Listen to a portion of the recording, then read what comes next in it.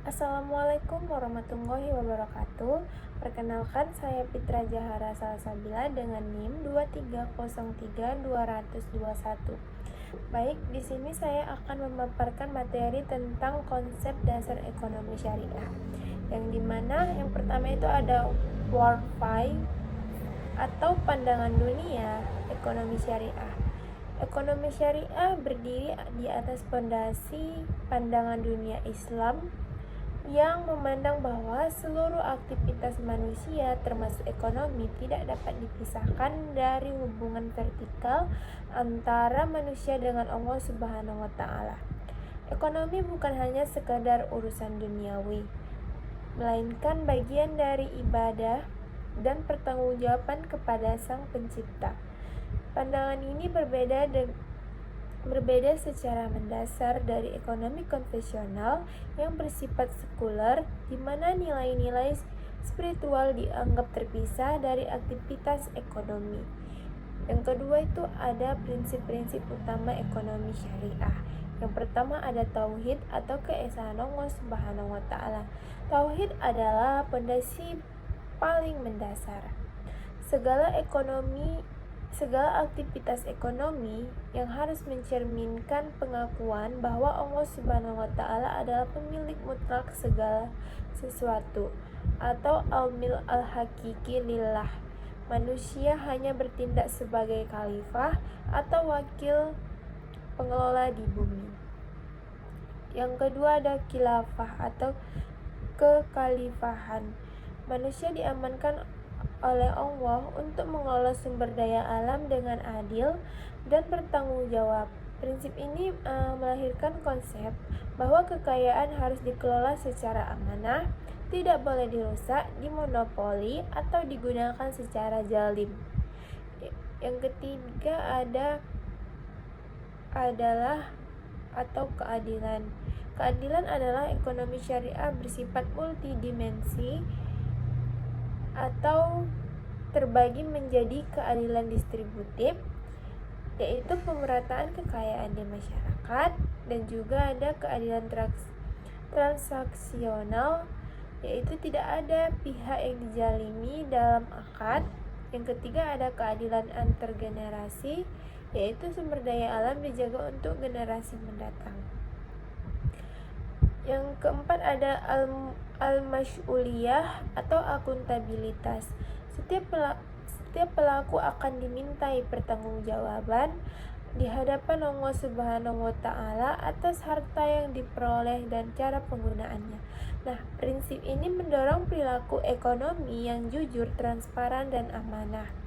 Yang kelima ada al-wasyatiyah atau keseimbangan atau moderasi, yang dimana ekonomi syariah ini menolak dua ekstrim atau kapitalisme yang mengutamakan kebebasan mutlak individu tanpa batas moral dan komunisme yang menghapuskan kepemilikan pribadi.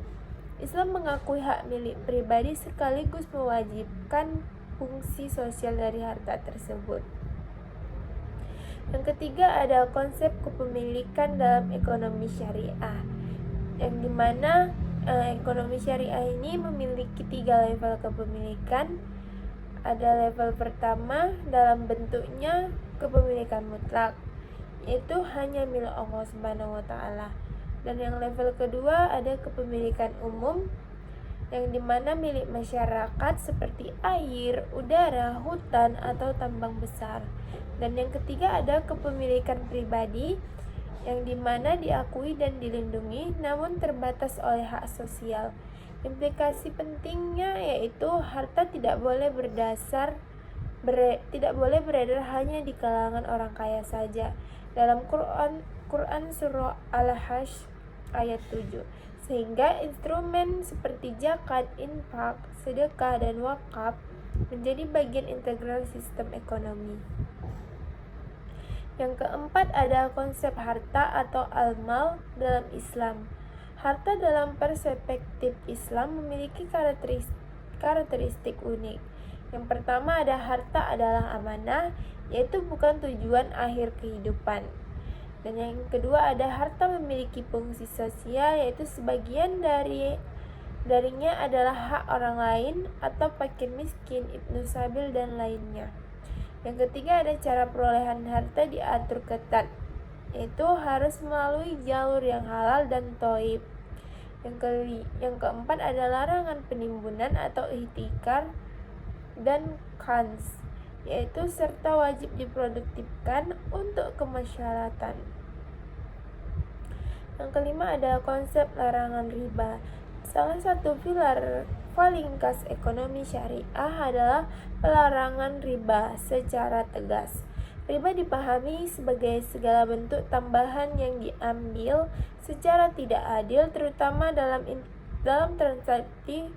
transaksi utang piutang dan pertukaran. Mengapa riba dilarang? Yang pertama itu menciptakan ketidakadilan sistematik atau kreditur untung tanpa resiko. Yang kedua ada debitor menanggung beban tanpa batas. Yang kedua itu mendorong akumulasi kekayaan tanpa sektor real. Yang ketiga ada merusak solidaritas dan menciptakan jurang kemiskinan. Yang keenam ada konsep pasar dalam ekonomi syariah, yang dimana ekonomi syariah mengakui mekanisme pasar sebagai alat alokasi sumber daya yang efisien, namun dengan sejumlah rambu moral. Pasar yang dibolehkan yaitu pasar bebas yang dilandasi informasi simetris. Yang kedua ada persaingan sehat dan jujur, dan yang terakhir harga terbentuk secara alami atau tas'ir hanya dalam kondisi darurat. Yang ketujuh ada konsep distribusi kekayaan. Ini berbeda dari sistem konvensional yang mengandalkan mekanisme pasar semata. Ekonomi syariah memiliki sistem distribusi berlapis seperti primer, yaitu upah, keuntungan, dan bagi hasil. Yang kedua dalam sisi sistem sekunder ada zakat. Zakatnya itu wajib 2,5%. Dan yang ketiga ada tersier atau yaitu infak, sedekah, dan wakaf. Yang terakhir ada struktural atau bisa diperoleh dari warisan. Nah, zakat bukan sekedar ibadah ritual, melainkan instrumen fiskal yang berfungsi yang pertama sebagai restribusi kekayaan dari si kaya ke si miskin. Yang kedua membersihkan harta dari unsur hak orang lain, dan yang ketiga menggerakkan konsumsi dan investasi di lapisan bawah. Wakaf berfungsi sebagai instrumen pembangunan jangka panjang, aset yang tidak habis dikonsumsi namun terus menghasilkan manfaat untuk umum. Yang kedelapan ada konsep falah sebagai tujuan akhir. Ekonomi syariah itu tidak mengukur keberhasilan semata dari GDP, profit, atau utilitas material, melainkan dari tercapainya falah, kemenangan dan kebahagiaan yang mencakup dua dimensi. Yang pertama, falah di dunia, yaitu keberlangsungan hidup, kebebasan berkehendak, kekuatan dan kehormatan, serta kemakmuran materi yang cukup. Sedangkan falah di akhirat, yaitu keselamatan dari azab, keridhaan Allah Subhanahu wa taala, kebahagiaan hakiki yang abadi. Keberhasilan ekonomi dalam Islam bukan hanya tentang siapa yang paling kaya, tetapi tentang siapa yang paling memberi manfaat. Yang kesembilan itu ada etika sebagai inti sistem, yang dimana etika dalam ekonomi syariah ini bukan hanya pelengkap atau kode etik tambahan, melainkan bagian organik dari sistem itu sendiri. Nilai-nilai seperti sidik, amanah, tabligh, dan fatanah bukan hanya anjuran moral, tetapi menjadi standar yang membedakan transaksi sah atau halal dari yang tidak sah atau haram. Yang ke-10 ada hubungan ekonomi syariah dengan fikih muamalah. Ekonomi syariah beroperasi dalam rangka fikih muamalah yang merupakan cabang hukum Islam yang mengatur hubungan antara manusia dalam bidang ekonomi dan bisnis. Kaidah utamanya yang pertama itu ada al-aslu fi muamalah al-ibahah. Hukum asal dalam muamalah adalah boleh kecuali ada dalil yang melarangnya. Yang berarti ekonomi syariah ini bersifat terbuka dan adaptif. Inovasi produk dan instrumen keuangan baru dapat diterima selama tidak melanggar prinsip-prinsip fundamental yang telah ditetapkan. Dengan demikian, konsep dasar ekonomi syariah merupakan sistem yang holistik, menyatukan dimensi spiritual, etika, sosial, dan material dalam satu bingkai yang koheren, berlandaskan pada prinsip keadilan, keseimbangan, dan pertanggungjawaban kepada Allah Subhanahu wa Ta'ala. Di sini ada juga saya akan memaparkan tentang definisi ekonomi syariah, yang dimana definisinya itu memahami ekonomi syariah secara komprehensif, tidak cukup hanya dengan melihat satu sudut pandang. Definisi ini juga berkembang seiring dengan perkembangan pemikiran para ulama ekonomi muslim dan lembaga-lembaga internasional. Setiap definisi mencerminkan penekanan yang berbeda, namun semuanya bermuara pada satu inti yang sama, yaitu mengintegrasikan nilai-nilai Islam ke dalam sistem dan aktivitas ekonomi manusia. Yang pertama ada akar kata dan makna etimologis. Kata ekonomi berasal dari bahasa Yunani, yaitu oikos atau rumah tangga, nomos aturan atau hukum. Secara harfiah, aturan dalam mengelola rumah tangga. Nah, dalam perkembangannya, makna ini meluas menjadi ilmu yang mempelajari bagaimana manusia mengelola sumber daya yang terbatas untuk memenuhi kebutuhan yang tidak terbatas. Kata syariah berasal dari kata Arab atau syara'a yang berarti jalan menuju sumber air, jalan yang lurus dan jelas, jalan yang harus ditempuh. Secara terminologis, syariah berarti seluruh aturan dan hukum yang ditetapkan Allah Subhanahu wa Ta'ala untuk mengatur kehidupan manusia, baik dalam hubungan vertikal dengan Allah atau ibadah, maupun horizontal antar sesama manusia atau muamalah.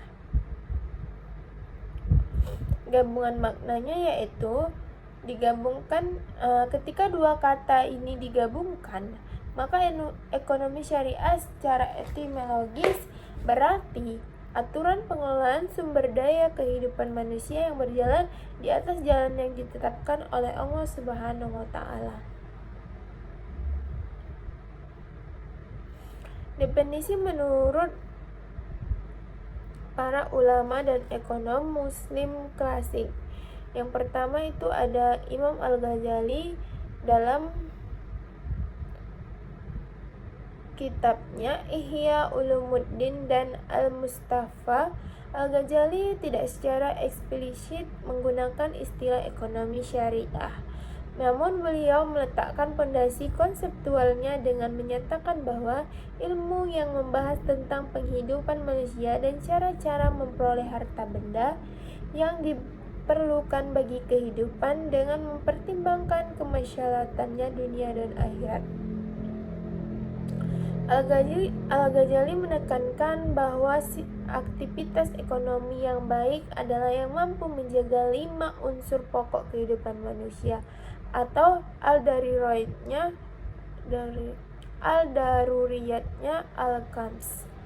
Yang pertama ada agama atau din, yang kedua ada jiwa atau nafs, yang ketiga ada akal atau akal, yang keempat ada keturunan, yang kelima ada harta atau mal.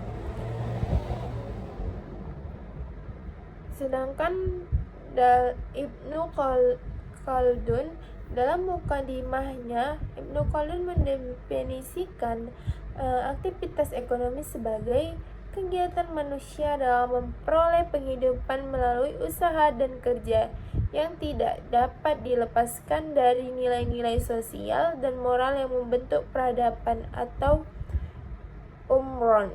Ibnu Khaldun menekankan dimensi sosial dan peradaban dalam ekonomi, bahwa kemakmuran dan kemiskinan satu bangsa terkait erat dengan nilai-nilai moral yang dianutnya.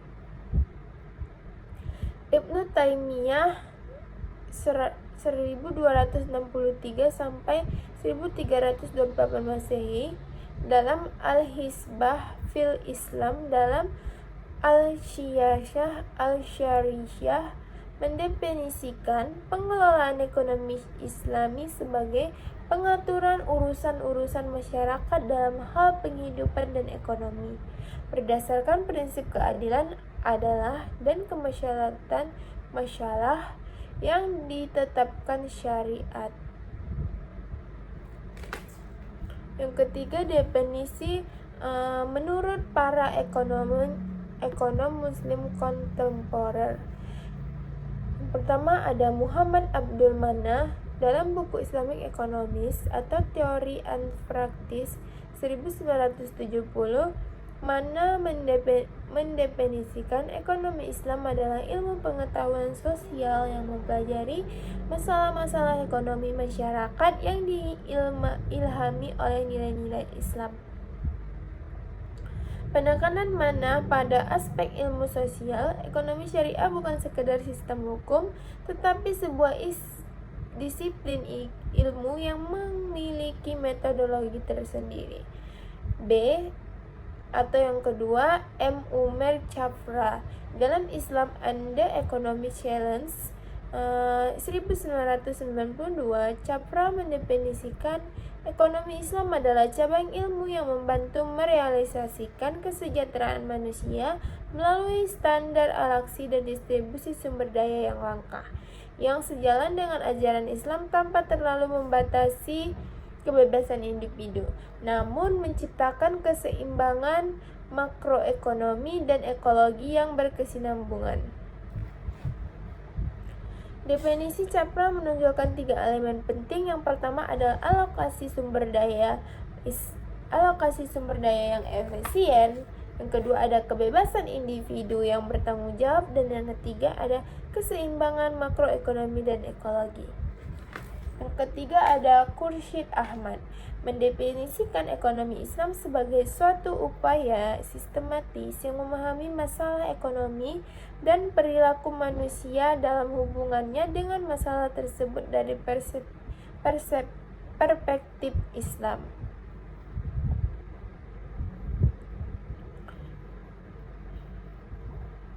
Dan yang keempat ada Muhammad Nizatullah Siddiq dalam Muslim Economic Thinking 1981. Ekonomi Islam adalah respon para pemikir al-Muslim terhadap tantangan ekonomi pada zamannya, yang dalam usaha ini mereka dibantu oleh Al-Quran dan As-Sunnah serta akal dan pengalaman. Definisi Siddiq ini menekankan bahwa ekonomi syariah bersifat dinamis dan responsif terhadap perubahan zaman, bukan yang kaku dan statis. Mojarkaf mendefinisikan ekonomi Islam adalah bagian dari ilmu ekonomi yang bersifat interdisiplin, dalam artian kajiannya selalu terkait dengan agama, etika, dan ilmu politik. Dan yang keempat ada definisi menurut lembaga dan organisasi internasional. Yang pertama itu ada Majma' al-Fiqh al-Islami atau OKI, lembaga fikih internasional di bawah Organisasi Kerja Sama Islam, mendefinisikan ekonomi syariah sebagai sistem ekonomi yang bersumber dari ajaran Islam yang komprehensif, bertujuan mewujudkan kesejahteraan manusia di dunia dan di akhirat, dan mengatur produksi, distribusi, dan konsumsi berdasarkan prinsip-prinsip Al-Quran dan As-Sunnah. Di sini yang B ada juga Islam Development Bank mendefinisikan dalam rangka operasionalnya sistem ekonomi yang menerapkan prinsip-prinsip syariah Islam dalam seluruh aktivitas ekonomi dan keuangan, khususnya melarang riba, gharar, dan masyir, serta mendorong kegiatan ekonomi yang produktif dan berkeadilan. Dan yang keempat itu ada Dewan Syariah Nasional atau Majelis Ulama Indonesia. Dalam konteks Indonesia, mendefinisikan ekonomi syariah itu sebagai sistem ekonomi yang mendasarkan seluruh aktivitasnya pada nilai-nilai syariah Islam yang mencakup seluruh aspek kegiatan ekonomi meliputi produksi, distribusi, dan konsumsi barang dalam jasa dalam kerangka yang diridhoi Allah Subhanahu wa taala. Yang kelima, ada unsur-unsur pembentuk definisi yang komprehensif. Dari berbagai definisi di atas, dapat diidentifikasi unsur-unsur esensial yang harus ada dalam definisi ekonomi syariah yang komprehensif. Unsur definisi ekonomi syariah yang pertama ada sumber, yaitu dalam Al-Quran, As-Sunnah, Ijtihad. Yang kedua ada subjek, yang dimana manusia sebagai khalifah Allah. Dan yang ketiga ada objek, yaitu sumber daya yang terbatas. Keempat ada aktivitas, yaitu produksi, distribusi, konsumsi. Dan yang kelima ada nilai, yang dimana yaitu keadilan, kejujuran, dan keseimbangan. Yang keenam itu ada larangan seperti riba, masyir, dan zalim. Dan yang ketujuh ada falah atau kesejahteraan dunia akhirat. Keenam, definisi ekonomi syariah yang komprehensif dan integratif. Dengan mempertimbangkan seluruh pendapat di atas, ekonomi syariah dapat didefinisikan secara komprehensif sebagai suatu sistem dan ilmu pengetahuan yang mengkaji serta mengatur perilaku manusia dalam aktivitas ekonomi meliputi produksi, distribusi, dan konsumsi sumber daya yang berlandaskan pada nilai-nilai, prinsip-prinsip, dan hukum-hukum yang bersumber dari Al-Quran, As-Sunnah, dan ijtihad para ulama dengan tujuan mewujudkan kemasyarakatan dan kesejahteraan manusia baik di dunia maupun di akhirat dalam kerangka pertanggungjawaban kepada Allah Subhanahu wa taala sebagai pemilik mutlak segala sesuatu. Yang ketujuh, perbedaan perspektif dalam mendefinisikan ekonomi syariah. Para akademisi berbeda pandangan dalam memposisikan ekonomi syariah. Perbedaan ini melahirkan tiga aliran utama. Yang pertama, ekonomi syariah sebagai ilmu. Tokohnya itu Muhammad Abdul Manan Khursyid Ahmad, yaitu dengan memandang ekonomi syariah sebagai disiplin akademik dengan metodologi ilmiah tersendiri yang dapat menganalisis fenomena ekonomi dari perspektif Islam. Fokusnya pada pengembangan teori dan konsep. Aliran kedua, ekonomi syariah sebagai sistem. Tokohnya ada Taqiyuddin An-Nabhani sebagai ulama fikih, memandang ekonomi syariah sebagai sistem komprehensif yang harus diterapkan secara menyeluruh dalam tatanan negara dan masyarakat. Fokusnya pada implementasi kebijakan. Aliran ketiga ada ekonomi syariah sebagai etika.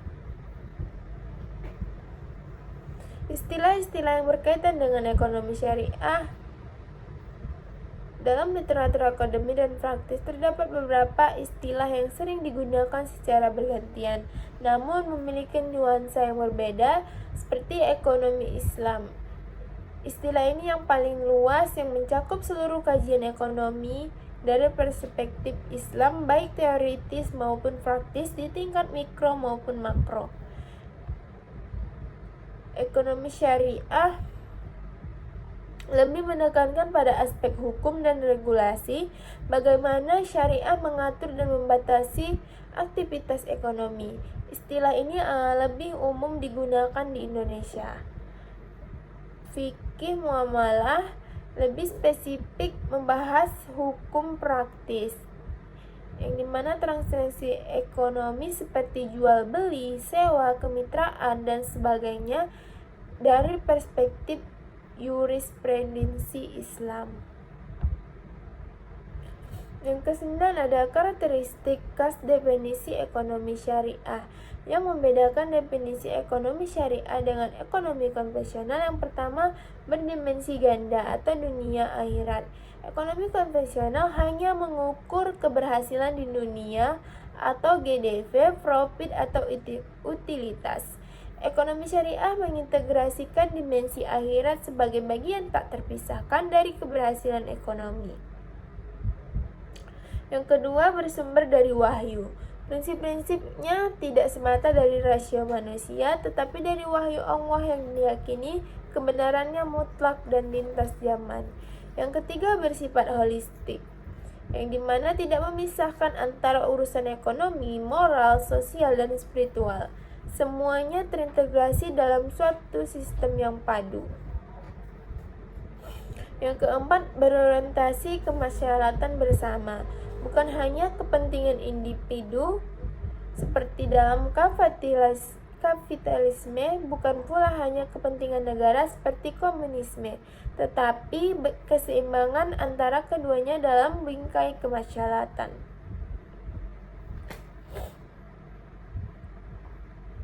Dan yang terakhir, manusia sebagai khalifah, bukan tujuan. Manusia bukan pusat segalanya, tetapi wakil Allah yang bertanggung jawab dalam mengelola alam semesta. 10. Referensi definisi dengan konteks kekinian. Pemahaman yang tepat atas definisi ekonomi syariah sangat relevan di era modern, karena krisis keuangan global menunjukkan kerapuhan sistem konvensional berbasis riba dan spekulasi. Kedua, ketimpangan ekonomi yang semakin melebar mendorong pencarian sistem alternatif yang lebih berkeadilan. Dan yang ketiga, pertumbuhan industri keuangan syariah global yang mencapai lebih dari 3 triliun dolar menunjukkan bahwa validitas sistem ini dalam praktiknya nyata. Dan yang keempat, ada pertumbuhan industri keuangan syariah global yang mencapai lebih dari 3 triliun dolar menunjukkan bahwa validitas sistem ini dalam praktiknya. Yang terakhir, kesadaran etika global yang meningkat membuat prinsip-prinsip ekonomi syariah semakin relevan dan diminati. B. Dasar hukum ekonomi syariah. Al-Quran merupakan sumber hukum tertinggi dan paling utama dalam ekonomi syariah. Sebagai firman Allah Subhanahu wa Ta'ala yang diturunkan kepada Nabi Muhammad SAW, Al-Quran mengandung prinsip-prinsip dasar yang menjadi landasan seluruh aktivitas ekonomi umat Islam. Perlu dipahami bahwa Al-Quran tidak hadir sebagai kitab ekonomi dalam pengertian teknis modern, melainkan sebagai petunjuk komprehensif atau hudan linnas yang memuat nilai-nilai prinsip dan aturan yang mengatur hubungan manusia, termasuk dalam bidang ekonomi dan muamalah. Ayat-ayat Al-Quran yang berkaitan dengan ekonomi dapat dibagi menjadi 2 kategori besar. Yang pertama, ayat-ayat yang bersifat prinsipil dan universal seperti perintah untuk berlaku adil. Quran Surah An-Nisa ayat 1135.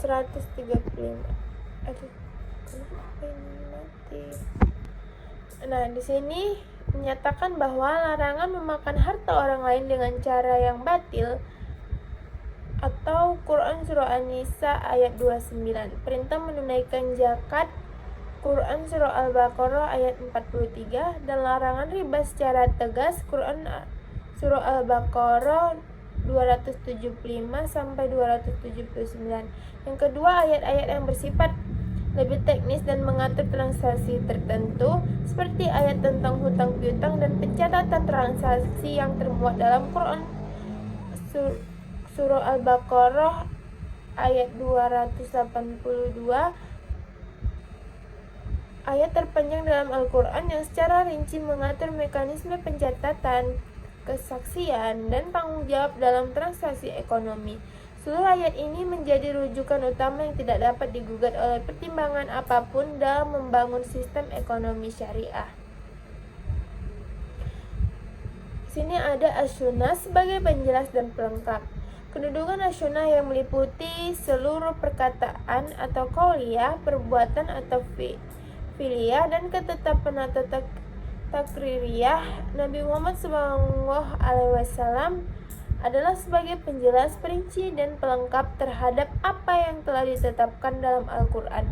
Dalam bidang ekonomi, fungsi as-sunnah sangat vital karena banyak prinsip ekonomi dalam Al-Quran yang bersifat global dan membutuhkan penjelasan lebih lanjut melalui hadis Nabi Muhammad SAW. Rasulullah sendiri adalah pedagang yang berpengalaman sebelum diangkat menjadi nabi, sehingga beliau memiliki pemahaman mendalam tentang praktik ekonomi yang adil dan tidak adil.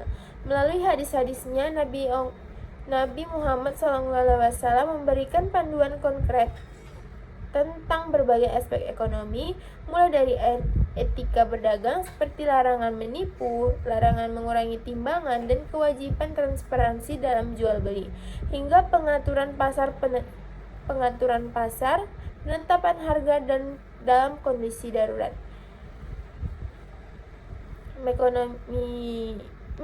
Mekanisme bagi hasil dan pengelolaan harta wakaf. Hadis-hadis ini menjadi referensi para ulama fikih dalam merumuskan ketentuan-ketentuan muamalahnya yang berlaku hingga saat ini. Sini ada juga ijma sebagai konsensus ulama. Ijma adalah kesepakatan seluruh ulama pada suatu masa tertentu terhadap suatu hukum syariah. Dalam konteks ekonomi syariah, ijma memiliki peran yang sangat penting terutama dalam menetapkan hukum atas persoalan-persoalan ekonomi yang tidak secara eksplisit disebutkan dalam Al-Quran maupun As-Sunnah. Kekuatan ijma sebagai dasar hukum terletak pada keyakinan bahwa para ulama yang telah mencapai derajat tidak akan bersepakat di atas kesesatan, sebagaimana isyarat yang terkandung dalam berbagai hadis Nabi Muhammad SAW. Dalam sejarahnya, perkembangan ekonomi syariah ijma telah memainkan peranan besar dalam melegitimasi berbagai praktik ekonomi yang berkembang di kalangan masyarakat muslim. Misalnya ijma ulama tentang keabsahan akad ijarah atau sewa menyewa, akad salam atau jual beli dengan pembayaran di muka, keabsahan wakaf sebagai instrumen ekonomi sosial, serta berbagai ketentuan lain yang menjadi tulang punggung sistem ekonomi Islam klasik. Di era modern. Assalamualaikum warahmatullahi wabarakatuh. Perkenalkan, saya Fitra Jahara Salsabila dengan NIM 2303221. Baik, di sini saya akan memaparkan materi tentang konsep dasar ekonomi syariah. Yang dimana yang pertama itu ada worldview atau pandangan dunia ekonomi syariah. Ekonomi syariah berdiri di atas fondasi pandangan dunia Islam yang memandang bahwa seluruh aktivitas manusia termasuk ekonomi tidak dapat dipisahkan dari hubungan vertikal antara manusia dengan Allah Subhanahu wa taala. Ekonomi bukan hanya sekadar urusan duniawi, melainkan bagian dari ibadah dan pertanggungjawaban kepada Sang Pencipta. Pandangan ini berbeda secara mendasar dari ekonomi konvensional yang bersifat sekuler, di mana nilai-nilai spiritual dianggap terpisah dari aktivitas ekonomi. Yang kedua itu ada prinsip-prinsip utama ekonomi syariah. Yang pertama ada tauhid atau keesaan Allah Subhanahu wa taala. Tauhid adalah fondasi paling mendasar. Segala aktivitas ekonomi yang harus mencerminkan pengakuan bahwa Allah Subhanahu wa taala adalah pemilik mutlak segala sesuatu atau al-mil al-hakiki lillah. Manusia hanya bertindak sebagai khalifah atau wakil pengelola di bumi. Yang kedua ada khilafah atau kekhalifahan. Manusia diamankan oleh Allah untuk mengelola sumber daya alam dengan adil dan bertanggung jawab. Prinsip ini melahirkan konsep bahwa kekayaan harus dikelola secara amanah, tidak boleh dirusak, dimonopoli, atau digunakan secara zalim. Yang ketiga adalah keadilan. Keadilan adalah ekonomi syariah bersifat multidimensi atau terbagi menjadi keadilan distributif, yaitu pemerataan kekayaan di masyarakat, dan juga ada keadilan transaksional, yaitu tidak ada pihak yang dizalimi dalam akad. Yang ketiga ada keadilan antar generasi, yaitu sumber daya alam dijaga untuk generasi mendatang. Yang keempat ada al-mas'uliyah atau akuntabilitas. Setiap pelaku akan dimintai pertanggungjawaban di hadapan Allah Subhanahu wa Ta'ala atas harta yang diperoleh dan cara penggunaannya. Nah, prinsip ini mendorong perilaku ekonomi yang jujur, transparan, dan amanah. Yang kelima ada al-wasyatiyah atau keseimbangan atau moderasi, yang dimana ekonomi syariah ini menolak dua ekstrim atau kapitalisme yang mengutamakan kebebasan mutlak individu tanpa batas moral, dan komunisme yang menghapuskan kepemilikan pribadi. Islam mengakui hak milik pribadi sekaligus mewajibkan fungsi sosial dari harta tersebut. Yang ketiga ada konsep kepemilikan dalam ekonomi syariah, yang dimana ekonomi syariah ini memiliki 3 level kepemilikan. Ada level pertama dalam bentuknya kepemilikan mutlak, yaitu hanya milik Allah Subhanahu wa Ta'ala. Dan yang level kedua ada kepemilikan umum, yang dimana milik masyarakat seperti air, udara, hutan, atau tambang besar. Dan yang ketiga ada kepemilikan pribadi, yang dimana diakui dan dilindungi namun terbatas oleh hak sosial. Implikasi pentingnya yaitu harta tidak boleh beredar hanya di kalangan orang kaya saja. Dalam Quran surah Al-Hajj ayat 7. Sehingga instrumen seperti zakat, infak, sedekah, dan wakaf menjadi bagian integral sistem ekonomi. Yang keempat ada konsep harta atau al-mal dalam Islam. Harta dalam perspektif Islam memiliki karakteristik unik. Yang pertama ada harta adalah amanah, yaitu bukan tujuan akhir kehidupan. Dan yang kedua ada harta memiliki fungsi sosial, yaitu sebagian darinya adalah hak orang lain atau fakir miskin, ibnu sabil, dan lainnya. Yang ketiga ada cara perolehan harta diatur ketat, yaitu harus melalui jalur yang halal dan thayyib. Yang keempat ada larangan penimbunan atau ihtikar dan kans, yaitu serta wajib diproduktifkan untuk kemaslahatan.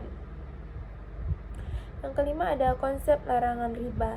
Salah satu pilar paling khas ekonomi syariah adalah pelarangan riba secara tegas. Riba dipahami sebagai segala bentuk tambahan yang diambil secara tidak adil, terutama dalam transaksi utang piutang dan pertukaran. Mengapa riba dilarang? Yang pertama itu menciptakan ketidakadilan sistematik atau kreditur untung tanpa resiko. Yang kedua ada debitor menanggung beban tanpa batas. Yang kedua itu mendorong akumulasi kekayaan tanpa sektor real. Yang ketiga ada merusak solidaritas dan menciptakan jurang kemiskinan. Yang keenam ada konsep pasar dalam ekonomi syariah, yang dimana ekonomi syariah mengakui mekanisme pasar sebagai alat alokasi sumber daya yang efisien, namun dengan sejumlah rambu moral. Pasar yang dibolehkan yaitu pasar bebas yang dilandasi informasi simetris. Yang kedua ada persaingan sehat dan jujur, dan yang terakhir harga terbentuk secara alami atau tashyir hanya dalam kondisi darurat. Yang ketujuh ada konsep distribusi kekayaan. Ini berbeda dari sistem konvensional yang mengandalkan mekanisme pasar semata. Ekonomi syariah memiliki sistem distribusi berlapis seperti primer, yaitu upah, keuntungan, dan bagi hasil. Yang kedua, dalam sisi sistem sekunder ada zakat. Zakatnya itu wajib 2,5%. Dan yang ketiga ada tersier atau yaitu infak, sedekah, dan wakaf. Yang terakhir ada struktural atau bisa diperoleh dari warisan. Nah, zakat bukan sekedar ibadah ritual, melainkan instrumen fiskal yang berfungsi yang pertama sebagai restribusi kekayaan dari si kaya ke si miskin. Yang kedua, membersihkan harta dari unsur hak orang lain. Dan yang ketiga, menggerakkan konsumsi dan investasi di lapisan bawah. Wakaf berfungsi sebagai instrumen pembangunan jangka panjang, aset yang tidak habis dikonsumsi namun terus menghasilkan manfaat untuk umum. Yang kedelapan ada konsep falah sebagai tujuan akhir. Ekonomi syariah itu tidak mengukur keberhasilan semata dari GDP, profit, atau utilitas material, melainkan dari tercapainya falah, kemenangan dan kebahagiaan yang mencakup dua dimensi. Yang pertama, falah di dunia, yaitu keberlangsungan hidup, kebebasan berkehendak, kekuatan dan kehormatan, serta kemakmuran materi yang cukup. Sedangkan falah di akhirat, yaitu keselamatan dari azab, keridhaan Allah Subhanahu wa taala, kebahagiaan hakiki yang abadi. Keberhasilan ekonomi dalam Islam bukan hanya tentang siapa yang paling kaya, tetapi tentang siapa yang paling memberi manfaat. Yang kesembilan itu ada etika sebagai inti sistem, yang dimana etika dalam ekonomi syariah ini bukan hanya pelengkap atau kode etik tambahan, melainkan bagian organik dari sistem itu sendiri. Nilai-nilai seperti sidik, amanah, tabligh, dan fatanah bukan hanya anjuran moral, tetapi menjadi standar yang membedakan transaksi sah atau halal dari yang tidak sah atau haram. Yang ke-10 ada hubungan ekonomi syariah dengan fikih muamalah. Ekonomi syariah beroperasi dalam rangka fikih muamalah yang merupakan cabang hukum Islam yang mengatur hubungan antara manusia dalam bidang ekonomi dan bisnis. Kaidah utamanya yang pertama itu ada al-aslu fi muamalah al-ibahah. Hukum asal dalam muamalah adalah boleh kecuali ada dalil yang melarangnya. Yang berarti ekonomi syariah ini bersifat terbuka dan adaptif. Inovasi produk dan instrumen keuangan baru dapat diterima selama tidak melanggar prinsip-prinsip fundamental yang telah ditetapkan. Dengan demikian, konsep dasar ekonomi syariah merupakan sistem yang holistik, menyatukan dimensi spiritual, etika, sosial, dan material dalam satu bingkai yang koheren, berlandaskan pada prinsip keadilan, keseimbangan, dan pertanggungjawaban kepada Allah Subhanahu wa taala. Di sini ada juga saya akan memaparkan tentang definisi ekonomi syariah, yang dimana definisinya itu memahami ekonomi syariah secara komprehensif, tidak cukup hanya dengan melihat satu sudut pandang. Definisi ini juga berkembang seiring dengan perkembangan pemikiran para ulama ekonomi muslim dan lembaga-lembaga internasional. Setiap definisi mencerminkan penekanan yang berbeda, namun semuanya bermuara pada satu inti yang sama, yaitu mengintegrasikan nilai-nilai Islam ke dalam sistem dan aktivitas ekonomi manusia. Yang pertama ada akar kata dan makna etimologis. Kata ekonomi berasal dari bahasa Yunani, yaitu oikos atau rumah tangga, nomos aturan atau hukum. Secara harfiah, aturan dalam mengelola rumah tangga. Nah, dalam perkembangannya, makna ini meluas menjadi ilmu yang mempelajari bagaimana manusia mengelola sumber daya yang terbatas untuk memenuhi kebutuhan yang tidak terbatas. Kata syariah berasal dari kata Arab atau syara'a yang berarti jalan menuju sumber air, jalan yang lurus dan jelas, jalan yang harus ditempuh. Secara terminologis, syariah berarti seluruh aturan dan hukum yang ditetapkan Allah Subhanahu wa taala untuk mengatur kehidupan manusia, baik dalam hubungan vertikal dengan Allah atau ibadah maupun horizontal antar sesama manusia atau muamalah. Gabungan maknanya yaitu digabungkan. Ketika dua kata ini digabungkan, maka ekonomi syariah secara etimologis berarti aturan pengelolaan sumber daya kehidupan manusia yang berjalan di atas jalan yang ditetapkan oleh Allah Subhanahu wa taala. Definisi menurut para ulama dan ekonom muslim klasik. Yang pertama itu ada Imam Al-Ghazali dalam kitabnya Ihya Ulumuddin dan Al-Mustafa. Al-Ghazali tidak secara eksplisit menggunakan istilah ekonomi syariah. Namun beliau meletakkan pondasi konseptualnya dengan menyatakan bahwa ilmu yang membahas tentang penghidupan manusia dan cara-cara memperoleh harta benda yang diperlukan bagi kehidupan dengan mempertimbangkan kemaslahatan dunia dan akhirat. Al-Ghazali menekankan bahwa aktivitas ekonomi yang baik adalah yang mampu menjaga 5 unsur pokok kehidupan manusia atau al-daruriyatnya al-khams.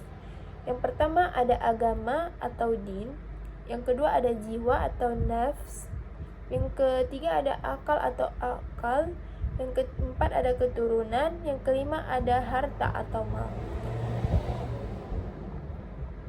Sedangkan Ibnu Khaldun dalam mukadimahnya, Ibnu Khaldun mendefinisikan aktivitas ekonomi sebagai kegiatan manusia dalam memperoleh penghidupan melalui usaha dan kerja yang tidak dapat dilepaskan dari nilai-nilai sosial dan moral yang membentuk peradaban atau umron.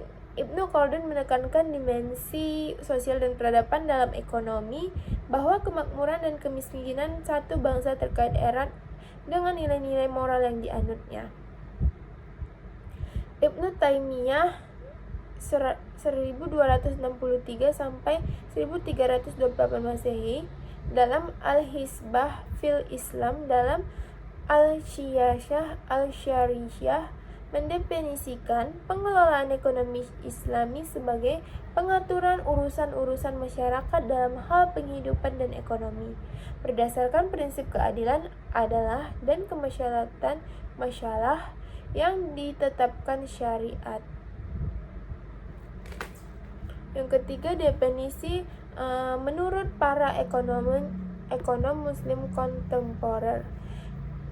Pertama ada Muhammad Abdul Manah dalam buku Islamic Economics atau Theory and Practice 1970. Manah mendefinisikan ekonomi Islam adalah ilmu pengetahuan sosial yang mempelajari masalah-masalah ekonomi masyarakat yang diilhami oleh nilai-nilai Islam. Penekanan Manah pada aspek ilmu sosial, ekonomi syariah bukan sekedar sistem hukum, tetapi sebuah disiplin ilmu yang memiliki metodologi tersendiri. B. Atau yang kedua, M. Umer Chafra dalam Islam and the Economic Challenge 1992, Chafra mendefinisikan ekonomi Islam adalah cabang ilmu yang membantu merealisasikan kesejahteraan manusia melalui standar alaksi dan distribusi sumber daya yang langka, yang sejalan dengan ajaran Islam tanpa terlalu membatasi kebebasan individu, namun menciptakan keseimbangan makroekonomi dan ekologi yang berkesinambungan. Definisi Chafra menunjukkan 3 elemen penting. Yang pertama adalah alokasi sumber daya yang efisien. Yang kedua ada kebebasan individu yang bertanggung jawab, dan yang ketiga ada keseimbangan makroekonomi dan ekologi. Yang ketiga ada Khursyid Ahmad mendefinisikan ekonomi Islam sebagai suatu upaya sistematis yang memahami masalah ekonomi dan perilaku manusia dalam hubungannya dengan masalah tersebut dari perspektif Islam.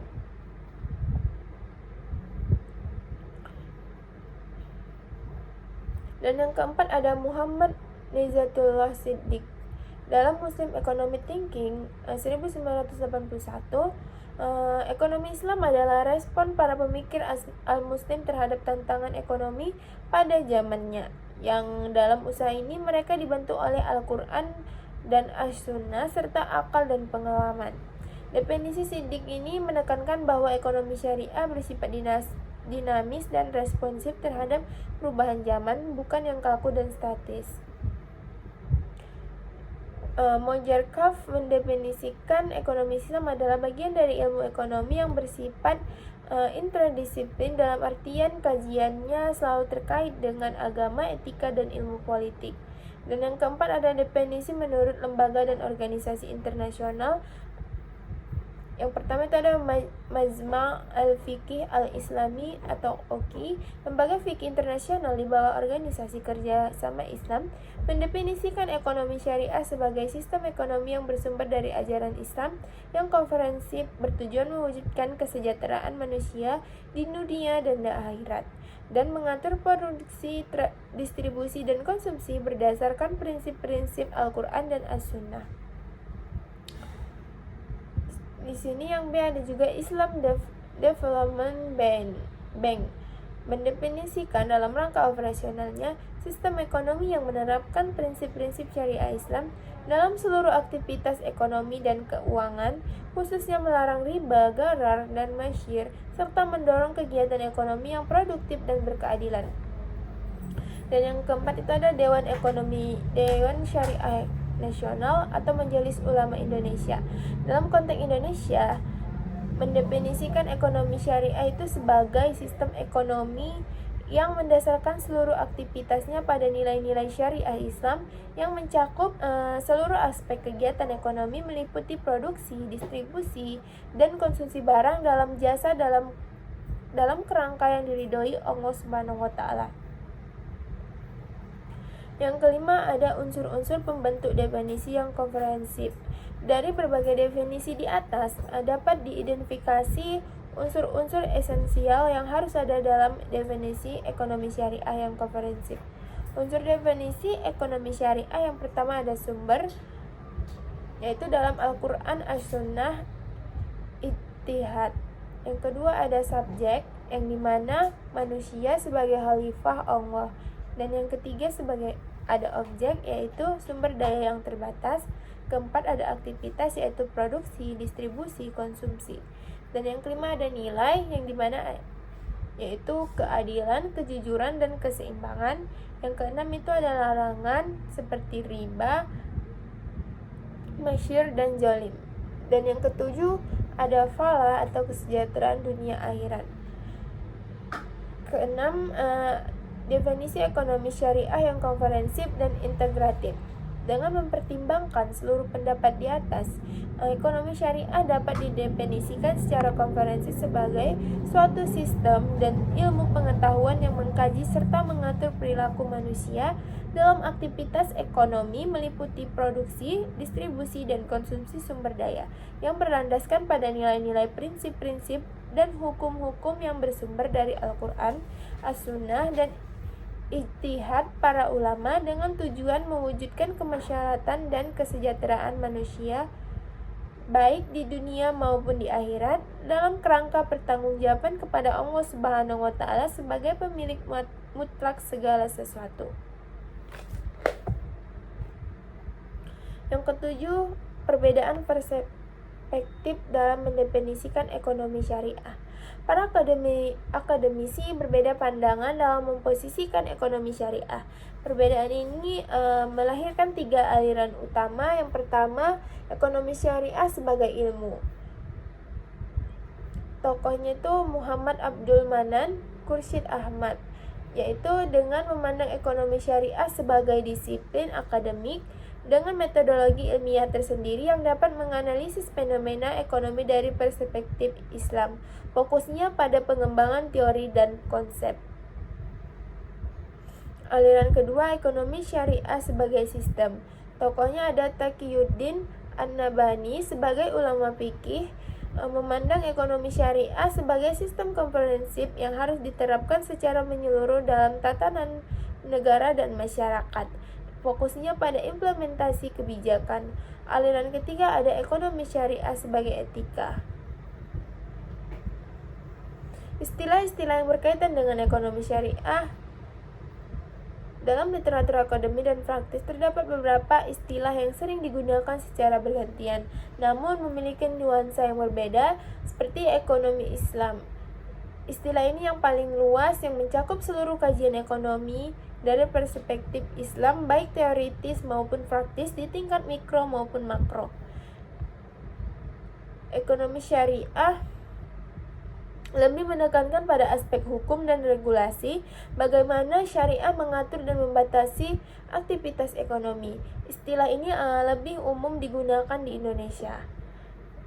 Fikih muamalah lebih spesifik membahas hukum praktis, yang dimana transaksi ekonomi seperti jual beli, sewa, kemitraan, dan sebagainya dari perspektif jurisprudensi Islam.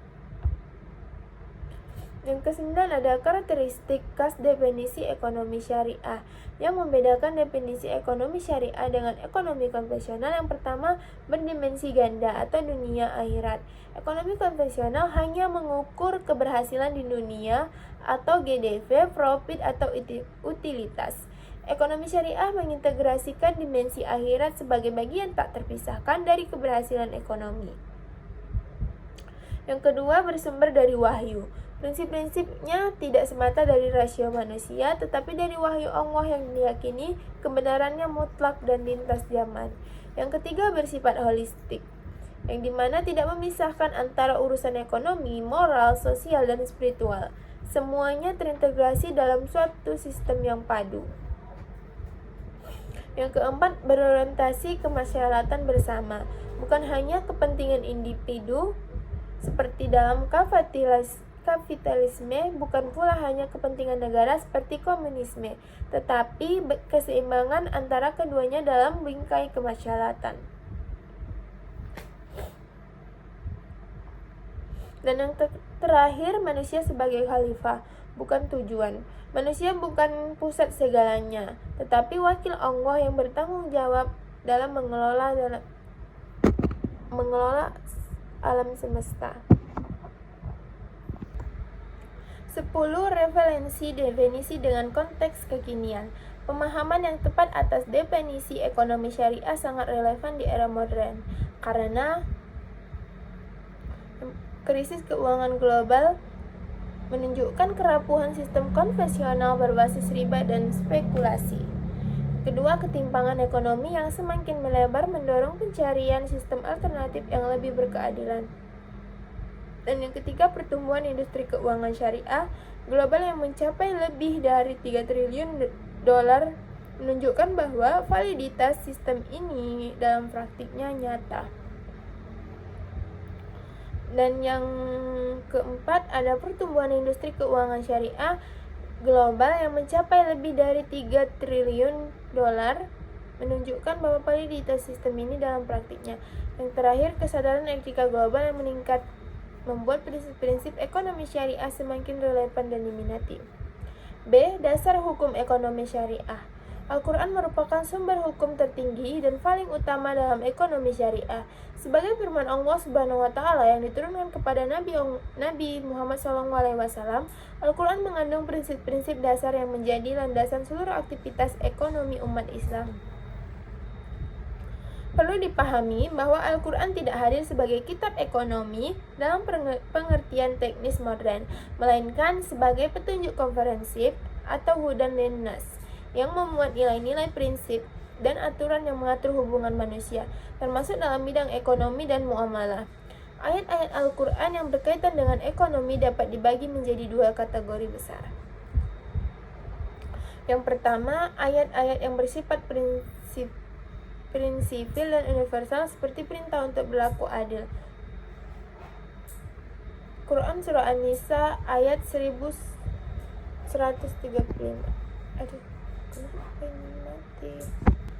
Nah, di sini menyatakan bahwa larangan memakan harta orang lain dengan cara yang batil, atau Quran Surah An-Nisa ayat 29.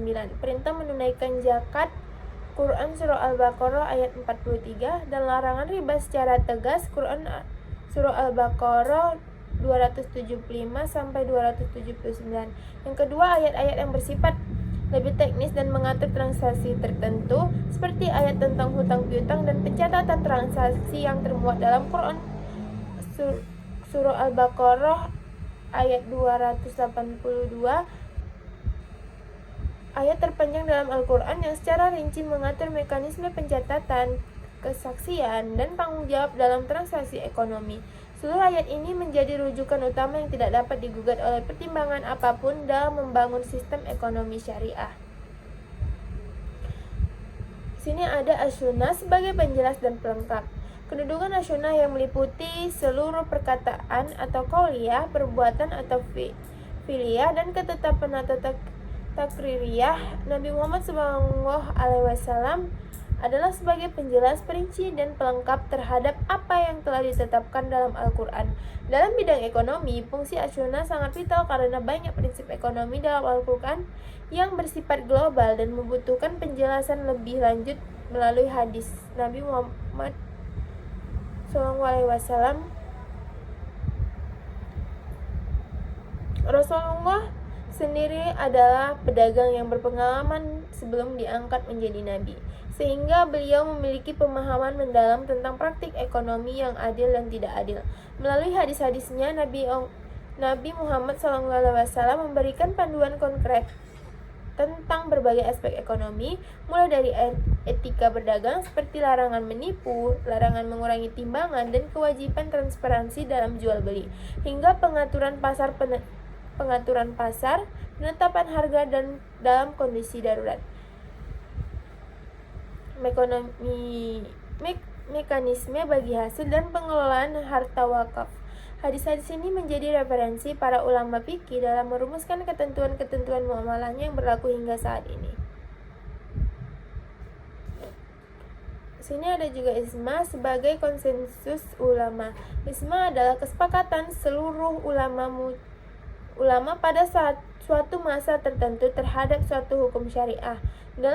Dalam konteks ekonomi syariah, ijma memiliki peran yang sangat penting, terutama dalam menetapkan hukum atas persoalan-persoalan ekonomi yang tidak secara eksplisit disebutkan dalam Al-Quran maupun As-Sunnah. Kekuatan ijma sebagai dasar hukum terletak pada keyakinan bahwa para ulama yang telah mencapai derajat tidak akan bersepakat di atas kesesatan, sebagaimana isyarat yang terkandung dalam berbagai hadis Nabi Muhammad SAW. Dalam sejarahnya, perkembangan ekonomi syariah, ijma telah memainkan peranan besar dalam melegitimasi berbagai praktik ekonomi yang berkembang di kalangan masyarakat muslim. Misalnya ijma ulama tentang keabsahan akad ijarah atau sewa menyewa, akad salam atau jual beli dengan pembayaran di muka, keabsahan wakaf sebagai instrumen ekonomi sosial, serta berbagai ketentuan lain yang menjadi tulang punggung sistem ekonomi Islam klasik. Di era modern